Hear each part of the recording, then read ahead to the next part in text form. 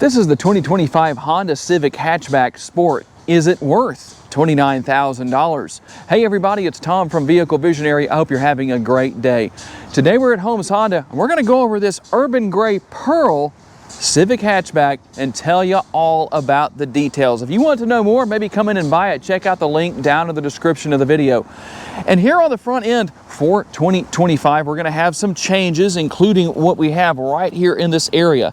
No more faux fog lights. We have an active air curtain right here. We also have changes here. We're going to have a wider, lower grille than what we've had in the past. Now, one thing that's interesting that I think about, we're going to talk about the lighting elements here.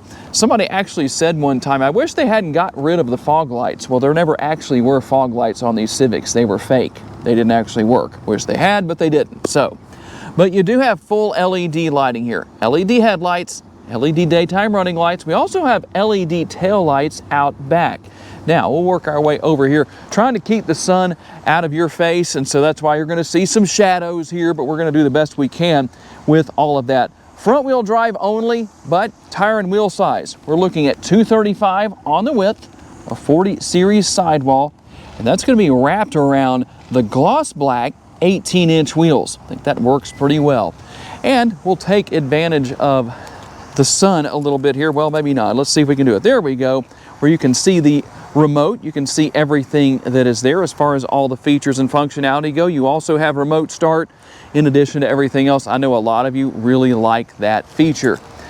As far as your side view mirrors go, there's only one thing missing here, and that is, well, actually two things are missing here, but the power folding mirrors, they're not here, but they are manually folding, and you don't have the turn signal indicator built in. But what you do have is heated power adjustable side view mirrors with the turn signal indicators built in. And going back to that remote real quick, you have the walk-away auto lock feature, so all of that's going to be there.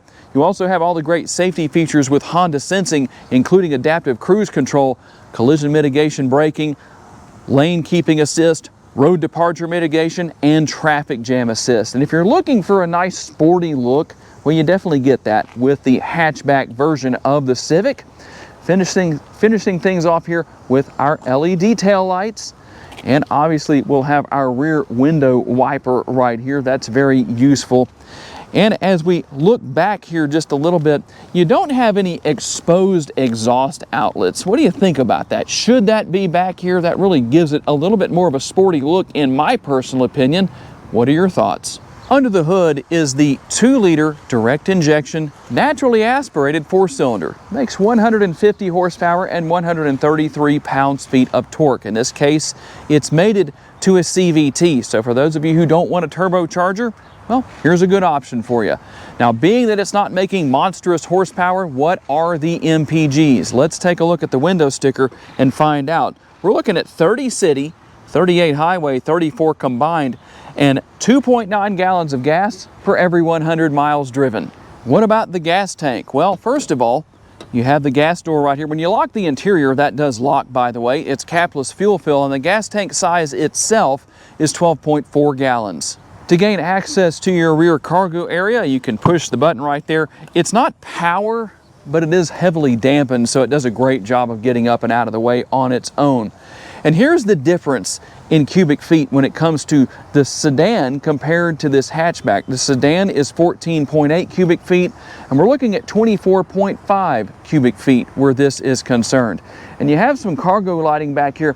I do wish that was LED, but you can see that it's not. But you know what? At least there's something back here. And one other thing that's interesting that you're going to find here is the cargo cover. How interesting is that? Let's see if I can get that on there. Come on. Sometimes we have to just leave the bloopers in like that. But there's the cargo cover that always makes me think of a shade that you'd pull up and down when I was a kid at my parents' house or grandparents' house. I don't even know if they make those things anymore. Well, they do. They're right here. It's just kind of like that. And the best news of all is that underneath the floor, in fact, I said I wasn't going to do this. I told my nephew earlier, who's on the camera, that I wasn't going to do this, but I'm going to do it anyway. I'm going to show you the spare tire. No tire repair kit, There's everything you need to change the tire. Nice to know that that's here, just bringing a little extra peace of mind. And you can see that we have the seats folded flat for those who like to see that. That's how everything looks when we maximize our cargo space. Let's talk about what your rear seat passengers will find. Now, I'm 5'10". You can see the space that I have above my head right there. I fit, I'm comfortable. If I was over 6 feet tall, I'd be in the front seat. Might even grab the remote and say, I'm driving, instead of having a tongue twist. Not much else to tell you about back here. No rear seat pockets, and we don't have air conditioning vents or USB connectivity. Now keep in mind we are on the Sport trim level, so definitely not the highest trim level here where that's concerned. We do have a nice comfortable armrest, I will say that, on the door panel over there, and there is a little bit of space for a bottle. All right, what else are we going to find in what I would consider the main area of attraction, the driver's seat? Well, here's the thing. You're going to have manually adjustable driver and passenger seats on the Sport trim level. The thing that's different between the two is that on the passenger seat, you can't raise and lower the seat. You can raise and lower the driver's seat. And we have our glove box right here. Show you a little bit of the space that's in there. There are the wheel, that's where you're going to find the wheel lock key is in that bag. So there are wheel locks on this model. And we have a little bit of gloss black here with the air conditioning vents and the overall design there. If it wasn't for the adjustments for the vents, you wouldn't really know where they were necessarily, because it all kind of blends in together. And there's your button for the hazard lights if you want to turn that on. And let me grab the camera real fast here, just so it'd be easier to show you what's going on.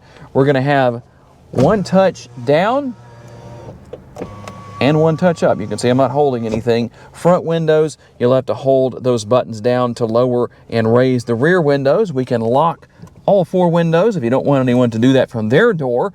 Lock and unlock, and controls for your side view mirrors right there. We also have our traction control button right there. If you want to use that, you can adjust the tilt and telescopically adjustable steering wheel by dropping that lever. It is a comfortable steering wheel, so that makes things nice and easy.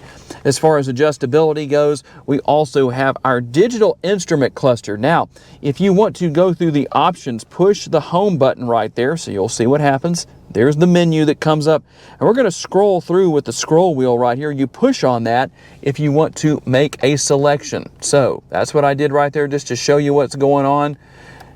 Pretty simplistic. You really don't even need someone to show you how to do this. It's that easy to use.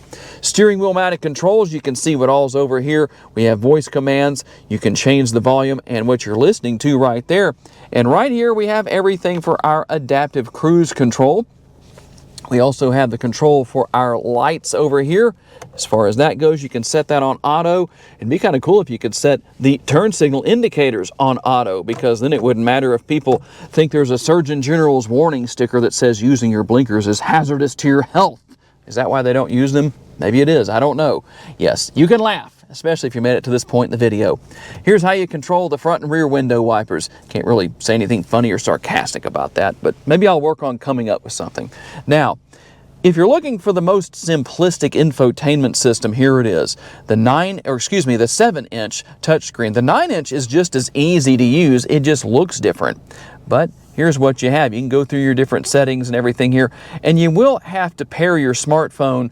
You can have wireless, you can wirelessly pair your smartphone, but if you're going to use Apple CarPlay and Android Auto, you do have to plug in for that with your USB cable, but not a big deal. We also have the multi-view rear view camera. Went into reverse right there.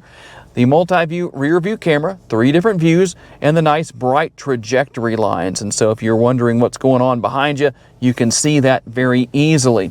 We have single zone climate control in this case and no heated seats. But if you're looking for some connectivity options, you do have it here in the front seat. A couple of USB options and a 12-volt power outlet, but no wireless charging pad. I think the day is coming. We're still maybe a couple of years away where wireless charging pads will just be standard equipment. At least I hope so. And with our shifter right here, pretty easy to deal with. It's not a push button, but you just deal with that the way you normally would. Kind of hard to do that left-handed because I'm used to using my right. But there you go. You can see what's going on where that's concerned. And our drive mode selector. We have several different driving modes. Let's talk about what those are. You're going to default to normal. We have Econ, And then we also have Sport. Let me run through those while Austin's showing you that on the screen just so you can see the graphics and what's going on there. So there are your 3 driving modes. It would be nice if the Civic would stay in Sport mode or Econ or whatever it is you're using when you turn the ignition off. Very few vehicles out there seem to do that, but that's just the way it is. You can turn the auto stop start off right here or back on depending on what you want to do. There's your power parking brake and brake hold mode. Nice cup holders right there. And the center console lid can be used as an armrest. A little bit low for me. I guess I could drop the seat down a little bit more. That might help out some, but that does work. Let me open that up. And we have a couple of things here. Number one, we have the tray right here that is obviously removable, or you can position it in a couple of different places. Plenty of space within. It's actually fairly deep. It may not look like it's as deep as it is on camera, but there is quite a bit of space in there. And that's basically it. We don't have a sunroof, so there's no control right here. Obviously, the sunroof is available on the Civic if you want one. Well, what about the test drive? That's one of the best parts of these Civics, is taking a test drive, because they are fun to drive. All right, here we go on the test drive in the Civic Hatchback Sport. You might be surprised at how well it gets down the road. Yeah, you hear a little bit of road noise and everything, but you know what? I'm at about half throttle. I'm almost to 60 miles an hour, not even flooring it. So you don't have to floor it to get down the road necessarily. I guess it just depends on the situation, but it gets up to speed nicely. The thing I really like here is how stable it feels.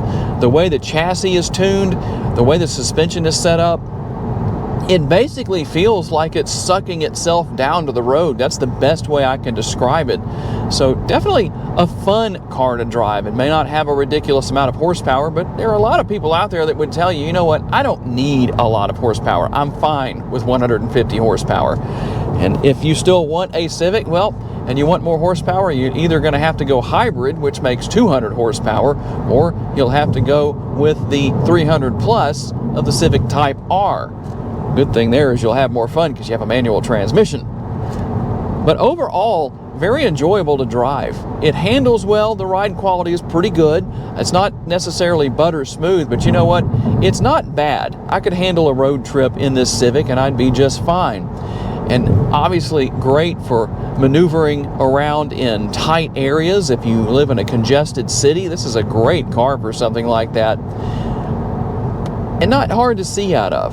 That's always helpful, but you do have your blind spot monitoring if you need that in the side view mirrors. So a lot of helpful driving aids here, and the technology, very easy to learn, very easy to use. But keep in mind, I know there's not a lot here in the way of amenities such as power seats and things like that, but that is all based on trim level. So depending on what your situation is and what you want, well, you can always step up in trim level, or if you're just looking for what may very well be the best bang for the buck trim level, this Civic Sport is definitely it, and you'll have that extra space with it being the hatchback compared to the sedan. Okay, tell me what you think about the 2025 Honda Civic Hatchback Sport. Is it worth $29,000? I'm curious to know what you think. Maybe you're looking at another trim level. Tell me about that down in the comments section. I'm curious to know what kind of model you want. If I haven't done that yet, tell me in the comments section. I may have done what you want. See if you can find it on my YouTube channel. If not, tell me you can't find it. I'll try and make that happen as soon as I can. I do want to say a special thanks to our friends at Holmes Honda for loaning us this Civic for the day, and all of you for being kind enough to give us the opportunity to give you a vision for your next vehicle. If you enjoyed this video, please be sure to hit the like button. That's very helpful to us. Make sure to subscribe and share this video on your timelines on social media. If you want to learn about additional vehicles you may wish to consider purchasing, check out the video that's on the screen up there, and we'll see you there.